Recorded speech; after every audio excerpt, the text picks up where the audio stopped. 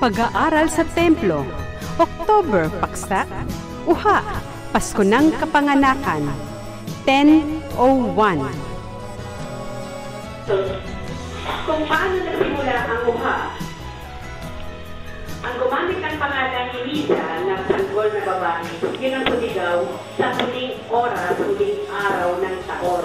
Bali ang lumalabas diyan, nung unang panahon, ang cycle ng isang taon ay 10 buwan lang. So, bali, yan yung pinaka-New Year natin sa ngayon na tumatama dun sa huling lumang taon. At ito naman ito ang bagong taon. Kaya yung pagitan nila, huling oras pagitan ng alas 12 yan.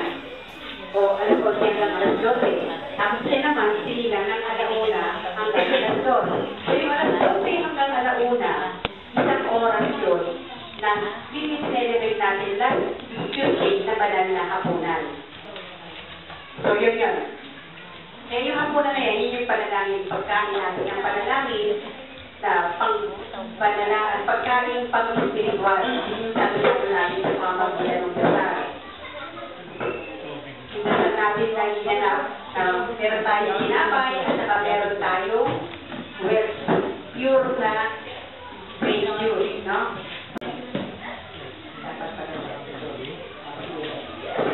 Okay, so yun yung kahulugan ng batang babae. Pagdating dito nung sinilang sila, nag-case board na sila. Kaya yan, ang babae, nasa huling bahagi, at saka ang batang lalaki, nag-criss-cross. Ang lahat ng nerves natin sa katawan, criss-cross din yan. Kapag nagkakaroon ng ocupuncture, nagkakaroon ng ocupressure, pag nag-pressure, yung mga lipid natin dito, nagko-cross yan sa pamamagitan ng puso natin. Kaya, ang patron ng konsuladaan, yan yung sinusundan dahil sila mismo ang gumalat niyan sa pagsimula. Batang babae din, yan ang sinula, and then ang batang lalaki. Ngayon, sa ating katuruan, diba sabi na pinakita, bago silang ang batang Mesiyas na yan, o sinatawag silang ninyo, ipinakita yung tala. Ang tala ng, kumbaga sa project, ito yung dapat na finished product, tala. Pero, ang ibinigay sa atin ng unang nagturong Kastila, yung istorya lang ito, ng 0 hanggang 20 anyos at sa maraming lalaki. 0 hanggang 20 anyos, yung istorya niya sa gitnang silangan. Kaya, hindi mabubuong tala kapag Bible lang ang ating pinagbasihan. Dahil 0 hanggang 20, tapos nawala yung 20 hanggang 30 anyos, na istorya niya sa 4 na sulok ng mundo. Yung North, East, West, South. Kaya malaki ang kulang, malaki talaga ang nawawala. At hindi mabubuo kahit kailan. Yung tanang yan, kung baga sa parol, may ilaw pa yan kasi nagliliwanag. So, tanlaw sa spiritual na buhay natin mga tao, pang-spiritual. Yan. Yan ang hindi, kahit kailan, hindi talaga makikita, mapapanilaw sa inyong sarili, pagliliwanag sa inyong gawain, ang katuruan pag-spiritual, kung Bible lang ang pagbabasihan natin. So, ito ngayon tayo, bilang tayo itisip, nagsimula na tayong lumabas sa katuruan yun. Pero hindi ibig sabihin na pinaalis na namin kayo agad sa tagagilangan yung samahan. Kailangan lang muna ay maintindihan nyo at maunawaan bago kayong ganap na magpabautismo sa samahang iglesia ng Immaculata at sa Bayesus sa tao dito. Yun. Kaya yung pagkasin nyo ngayon dito, lalo na yung wala pang susunod kasi ang purpose natin, dumami tayo din actually. At kailangan natin magkaroon ng pagka sa cellphone, magkaroon ng direct dialing sa itaas. Kaya yun ho ang kailangan na magkaroon tayo ng pagbabautismo. Dahil yun ang tanging daan para magkaroon kayo ng direct dialing sa itaas. So yung bautismo yan ang paghahandaan natin ngayon. Sa pamamagitan ng malalaman nyo yung susi ng pangalan nyo, kung hindi na yun yun, wala pang susi, hindi wala pang susi. Pero nagbumagat na kayo ng panalangin. Hindi pa kayo. Ay, wala tayo ng panalangin dito. Pagpamilya na. Sino may pagpamilya na dito? So, Yun ang kailangan natin. Dahil para magkaroon kayo ng preparation sa katawan nyo na pag dumating yung kanilang mensahe, pwede rin kayong tumanggap. Kaya kailangan magsasabi muna kayo ng isang buwan na nananalangin kayo ng direktang pampamilyang dasal. Yung pinasal namin noon, hindi pa yun yung pampamilya na binasal ng Mangkeli. Hindi pa yun. Hindi pa yun. Meron pa kami isa pa na mas mababaw pa. Hindi Jesus pa naman tinatawagan yun. But anyway, kailangan makatapos ang ating mga anak sa ngayon ng kolehiyo. Bakit? Kasi ako nararanasan ko yun. Bagamat kaya kong makipagsabayan sa kanila, pero iba ang tingin nila sa walang pinag-aralan, walang tinapos. Minimenos nila. Pero kapag nagkaroon naman ng sabayan ng paglalabas ng kapwiran, ng kapatiran, hindi naman ako nang papatalo. So, ibig sabihin, kaya akong makipagsabayan sa kanila. Kaya lang, wala akong titulo. So, yun ang kahalagahan ng pag-aaral sa kolehiyo. Dapat, ang lahat ng mga bata natin ngayon, lalo't computed, kailangan makatapos ng kolehiyo. And then, sabayan, ito yun kanan, material, pag-aaral. And then, ito naman yung spiritual. So, sabay yan, kaya magaganap na yung figura natin ngayon, kagaya ng figura niyang ating mga board of officer na yan. O, ganyan. Ako ay ako ng ato. Uha. Hindi ka tao. Kaya, may timbangan na. So, yun ang mission natin ngayon. Kaya magsisimula tayo doon sa figurang ready kaya ko yan, ha? Actually, ito nga, nagsimula tayo sa pagsigaw niya ng uha. Pero, nandito na tayo sa panahon na to kasi 2,000 years na 1,000 taon, and then 2,000, and then papasok na siya, kaya transition na, sinang-isa na ang magtuturo ng kaganapan. Kaya yung pagpasok niya, 50 years din yan, ang paghahawi ng daan, yung transition period. So, ano ngayon yung susunod? Dito, ang tunay na balitang panlektik, world news. Kasi itong pangalang ito na Roma, yan ang unang namayagpag na bansa na nagturo ng Biblia. Pero sa atin, banal na aklat. Kaya nga, itong NEWS, yan ang ikot ng mundo. North at saka South, dilim at Pacific, South, liwanag. Umiikot yan. Ang nagpapalitan, East-West, East-West, East-West, East-West. Pero yung North at saka South, hindi nagbabago. Okay? So, yan. Kaya yung Romang yan ang babasagin ni Robles Mariqueta. Yung unang tinuro, babasagin na natin. Kasi halos buo na natin yung katuruan ng banal na aklat. Yung nilalaman ng banal na aklat na yan yung piyesa ng bahay. Yan din yung piyesa ng parol. Okay, yung piyesa yan, nandito na tayo ngayon sa panahon, itong sahig, di ba yun yung sinasabi ko sa Lego, na spiritual na pundasyon sa dilim.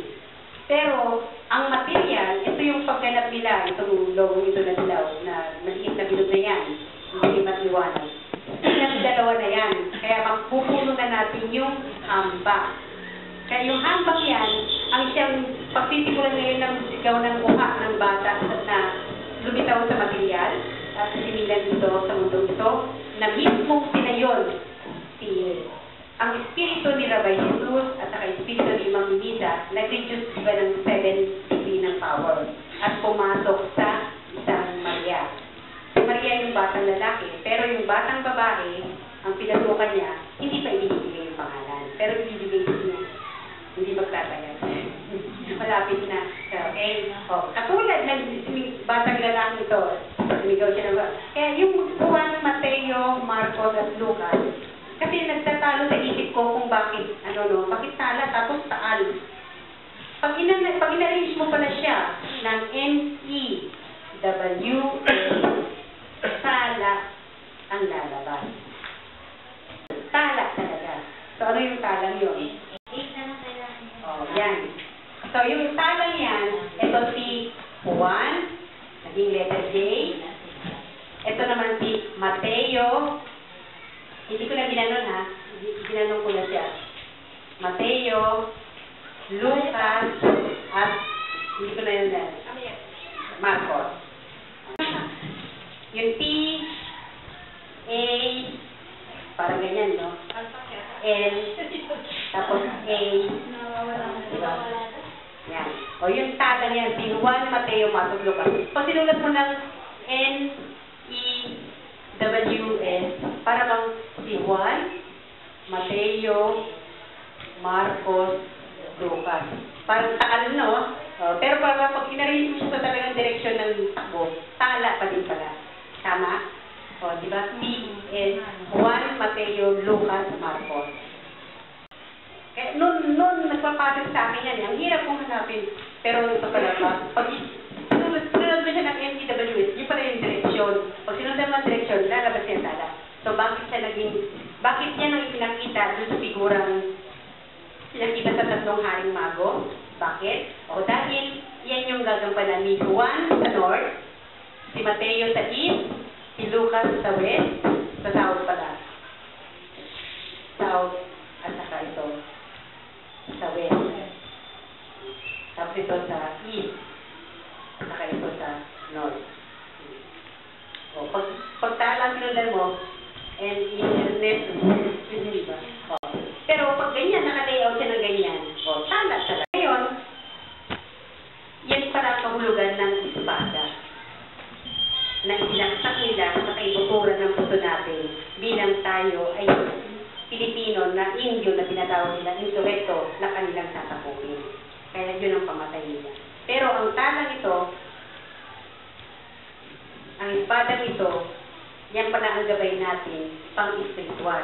Kaya para mabuo yung structure na yan, kailangan natin ng gumanap na Mida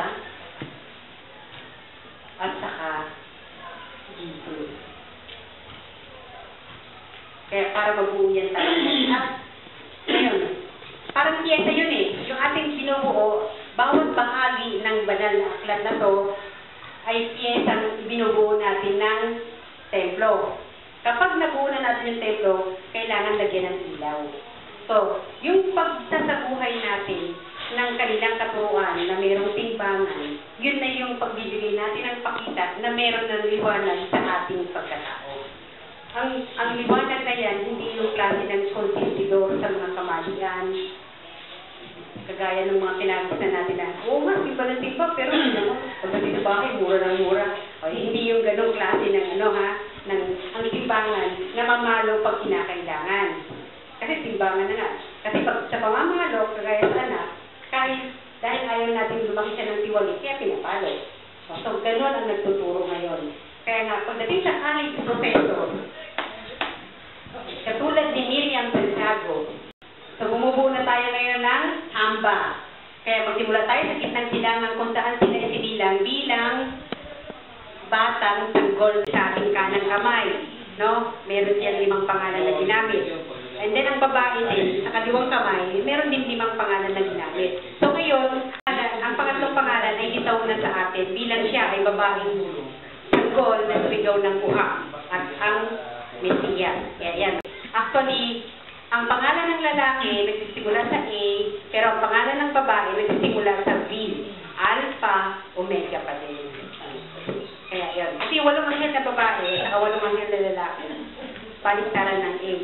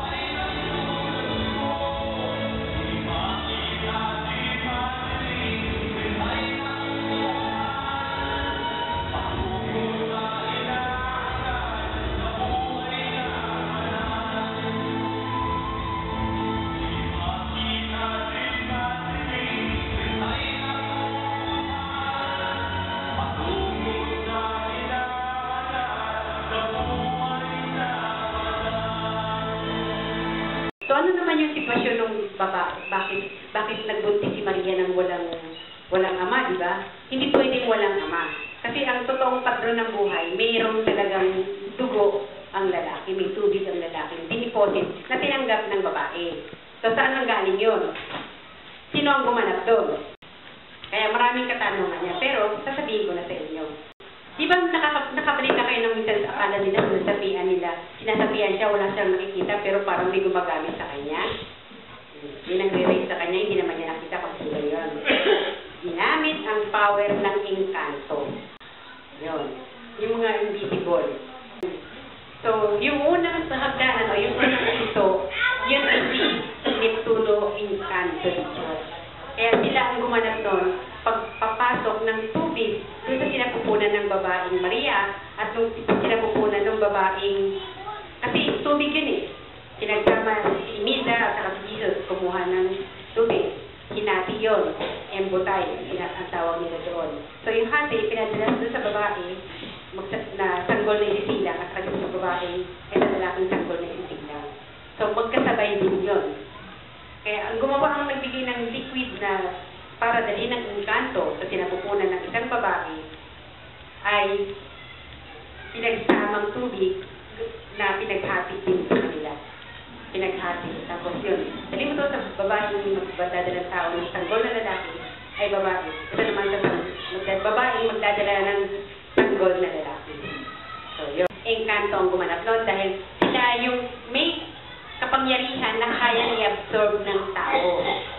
Yung voltahe ng kanilang kapangyarihan ay kaya lapitan ng tao. So hindi malulusaw ang tao, hindi mahihirapan yun, hindi mamamatay. Pag special yung kanilang katawan eh, special yung kanilang yung materyales na ginawa sa kanila, yung material nilang katawan, hindi alikabok, hindi gabok, special na klase ng buhangin. Okay, so batang lalaki, sumigaw ng mukha. At siya mismo yun, nagsimula siya sa bilang bata. Itong talang ito, na simbolismo na pinakita nila sa tatlong haring mago, yan yung finished product, yan yung mission nila bilang sila ay bata, kaya sila sumigaw ng mukha upang hanapin ako. Yan ang hahanapin dapat nating mga tao. Lahat tayong mga tao. Pero hindi magagampanan yan kung hindi tayo magsimula sa pagiging bata. Yan, yung paksa natin sa buwan ng September. Actually, ito may mga stages yan. Kaya kung mapapansin nyo, dun sa intro ng ating paksa ng September at saka October, yan. Ang kadalasan na sa siyensya, sa mga libro nila, tinatawag nila kaagad yung sa loob ng tiyan, na fetus na kaagad yun. Eh, samantalang sa atin, 7 months na pala yun bago siya tataguri ang fetus. So, ano nga yung stages? Zygote. Pakikita natin yan sa...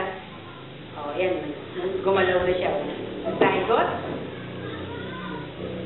Tapos yun, yan, fetus na siya niya kasi lalabas na siya. Kaya kung ano yung process ng kapanganakan sa material, yung sa habang siya ay fetus, 7, 8, 9, may mga kanya-kanyang discrimination o direksyon ang bata kapag nakalabas na sa pinapupunan. Buhay na yun. Pwede nang mabuhay kapag naabot niya na yung 7 buwan sa loob ng tiyan bago siya lumabas. Pero ang medyo itatama lang natin dito sa katuruang ito, yung posisyon ng kamay at ng paa ng bata. Nasa atin ang... Hindi lang natin kaya pang gawin ngayon dahil wala tayo magaling na cartoonist na pwedeng gawin yun. Kasi parang cartoon yan, no? Cartoon. Okay. So, pag napanood, pwede ang panganganak. Menstruation lang. Hanggang sa fertilization. Ubod yan. Sa ano yun? Sa anatomy. Yung sa menstruation, pag pinag-aralan, pwede mo bang idagdag natin yung pag-aaral sa mga kababaihan na kung hanggat maaari, pag dumating menstruation, matuto silang magtala para alam nila na yung 28 days, 10 days before, iwasan nila magkakain ng maasin dahil isa yun sa mga nagbibigay ng abnormal para lumabas yung kanila.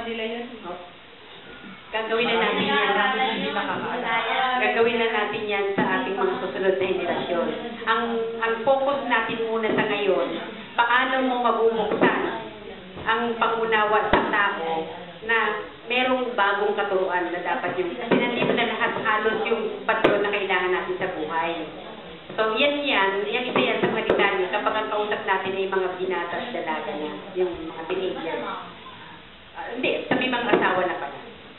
Yung mga ikakasal na, dapat yun ang kausap natin dyan. Oh, yeah. Isi-section natin yun. Sa mga kabataan din, parang yung mga dumadalaga na first time magkaroon kasi hindi mo nila alam ingatan yung sarili. Ano na-observe ko yan, naghanap ng maasim. Talaga, naghanap ng maasim. Actually, sinabi ni flowchart, parang diagram yan. Diagram yan kung ano ang daloy sa kuryente, gumagawa ng flowchart. Diagram ng kuryente. Sa bahay, gumagawa ng plano. Sa modista, gumagawa ng pattern. O, di ba? Ngayon, sa computer, sa mga IT, sa mga computer analyst, gumagawa ng flowchart. So, yan papasok ang data, and then output, meron if and then question, output, yan, pag dito pumunta, ito if and then statement ha. Pag dito pumunta siya sa Pluto na may dalawang kaisipan, pag namatay at kagaya ni Batara, sabihin ko na, banggitin ko na sample ha, si Batara ay natagpuan niya na ang katuruan dito. At na ito ang timbangan. Pero in-apply niya pa rin yung pagiging one-sided niya dahil siya ay attorney.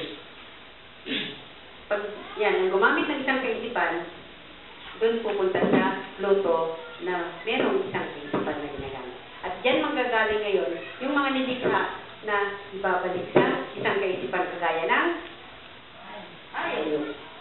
Okay. Yung lupa at gabok, ito ang pinakapino sa pag binintay ang lupa, ito ang pinakapino. Gabok, alikabok, hindi ko ba yung isa? Alabok. Bago lupa. Na sila ay tinatawag na lupa. So yung pinakapinong yan ang ginamit sa isang tao na may dalawang kaisipan. Okay? Tapos yan. Okay. Yan ngayon ang picture ng buha. Yung kaninang picture na 1,000 isang salita na imisa dito, Jesus dyan. Yan yung dilim at liwanag ng buhay. Kasi sila yung pagitan ng gitna yan. So itong gitnang ito ngayon, sa buhay na nasa loob ng pyramid, ito yan ha, yung pyramid natin na yan.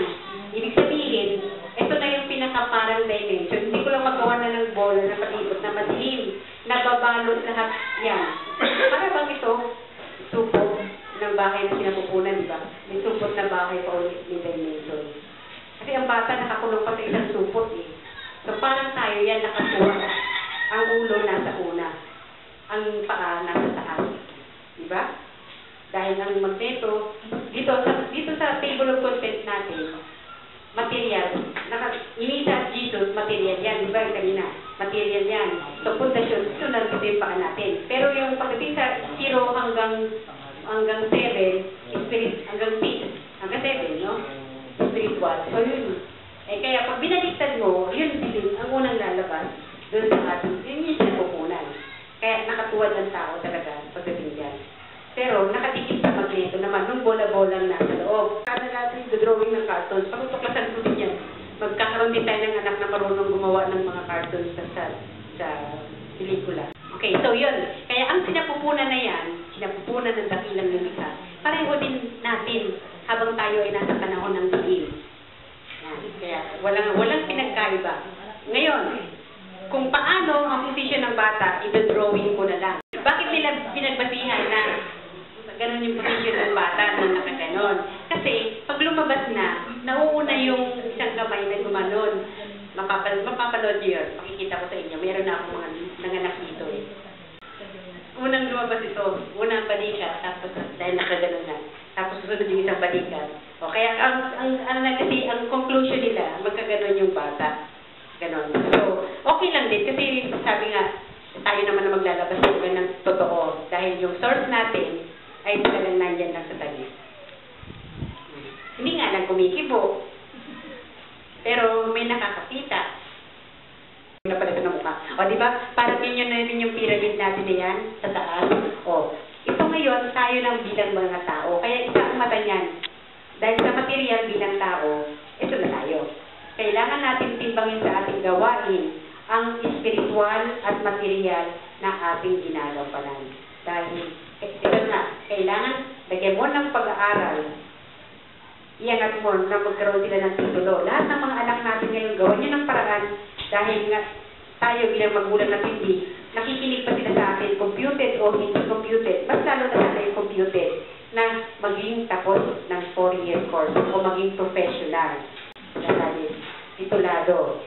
Dahil nga yan, para ipon na yan. Dahil sila yung i-deploy natin. Wala eh. Kasi makikita nyo na lang talaga sa pakikipagtalastasan nila bilang bata. Angat talaga sila sa karamihan ng kanilang mga kaklase. Pati mga teacher, nangangamoting sagutin yung tanong nila. Pero ito ang maganda. Bali, nung criss-cross na kanina, di ba, si Lisa galing dito, pumunta gano'n.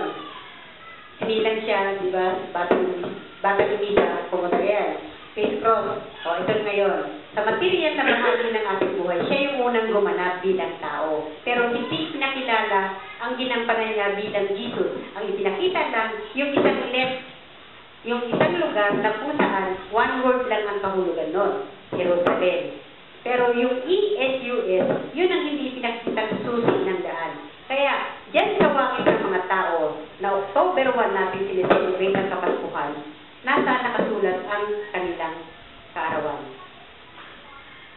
Yan na yung figura ng British Templo, Iglesia, ng dito sa gitna, kasi NEWS, ugnayan, dakilang espiritu, nasa ng G, nasaan ang 1,001 salita. Nasaan yung kanilang kapanganakan? Yan. Actually, question ko yan doon sa aking programa at doon sa Ebras. Pinahulaan ko kung saan nakasulat sa wangis nating mga tao ang petsang October 1 na aming Kapaskuhan. Kaya yan na, pwede nyo rin itanong yan sa mga kausap nyo. Kasi pag ang December 25 ay Pasko ng mga pagano. Hindi kapanganakan ng gumanap ng Kristo. Inassume lang nila yun. Kaya nga, ngayon, anong epekto sa atin ng ginawa ng Kastila again? December 25, maghahanda. Tapos isang linggo lang maghahanda uli. Eh di, uubusin mo dito sa Pasko. Diba? Pagdating ng New Year, wala ka nang ihahanda. Eh dapat yun ang kailangan masagaan ng bagong taon. Dapat marami kang handa na bilog-bilog, malagkit. Eh di ngayon, buti na lang yung ibang tao, nag-iisip na. Mas naghahanda sila sa bagong taon kaysa sa Pasko. Ang maganda sa atin ngayon, dahil ang Pasko natin ay October 1, meron pa tayong 3 months bago maghanda. Mag-prepare tayo mag-ipon ulit ng panghanda sa bagong taon. Kaya, pag may mga tindahan kayo, ito may isang tip. Pag may namamas ko sa December, sorry, balik po kayo na October 1, yun ang Pasko namin. Oo, October 1. Oo nga. Pero isang paraan yun na magigising sila, mahahatikan mo sila ng informasyon, di ba? Isang paraan yun para October 1. Iba-ibang reaction, mapapansin yun, iba-ibang reaction. Namamas ko, August 1 pa lang. Kaya nga, yan ang natin, ang clue. Ang maganda sa atin nga, sundin na natin yung pag-aan natin ng New Year at Pasko. Anyway, yan, napansin nyo ha, hindi na nanggamot ito nung Pasko natin. Kasi yun na yun yung bendisyon nila. At ang lakas ng contact, ipinarating ka agad dito yung mga, kung sino yung mga nagdasal, sumabay. So, abangan na lang natin kasi itong mga nalalapit na nga na pagbabawas. Paramdam ng kaligtasan. Yan. Alam niyo yung mundo iba-iba ko lang ang kwento. September 1st Sunday, inoobligan na kaming patagin na ito, di ba? Kasi yung sawali pa yung bahay namin dito noon. Second Sunday, hinukay na nila Alvin, naginawa na ng kanal. Second Sunday, kasi every Sunday na nagtatrabaho Tapos pinantay-pantay na yung loob ng lupa. Sa loob ng namin, sawali pa yung aming templo. Third Sunday, ayaw nila magtrabaho. Kasi sa fourth Sunday na lang daw. Sabi ni Doc, hindi na pwede dahil darating na yung malaking tubig. Kaya sinimento na nila yung loob na manipis lang ng pagkasimento. Pagkatapos nun, bago magpasko nga kami ng October 1, yung Sabado na yun, ayun, dumating na yung mundo. Monitor namin yung pagdating. Ibig sabihin, ang nagtuturo sa atin, walang ligwag, live. Naka-online.